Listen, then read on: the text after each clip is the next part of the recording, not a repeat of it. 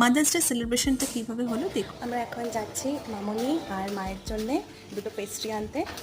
Cake actually আমরা কেউ অতটা এখন খাচ্ছি না বলে ওই জন্য কেক নেবো না, শুধু পেস্ট্রি নেবো। দেখি কিছু রিজনেবল পেস্ট্রি পাই কি না, দেখি আশেপাশের ওই দোকানগুলো মিয়ামোর বা কেক মন যেগুলো আছে সেগুলোতে যাবো। জানি না আপনাদের কাছে মা মানে কি, আমার কাছে মা মানে হচ্ছে বন্ধু, আর আজ শুধু তাদের দিন। নিয়ে চলে এসেছি মন জিনিস থেকে দুটো কাপ কেক। এবার চলুন তাহলে এবার যাই, মামনির কাছে আগে যাব, তারপর মামনি এখান থেকে মায়ের কাছে।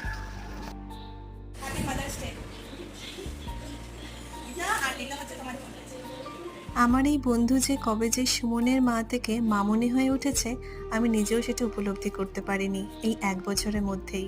এরপর আবার চলে এসেছি আমার আর এক মায়ের কাছে।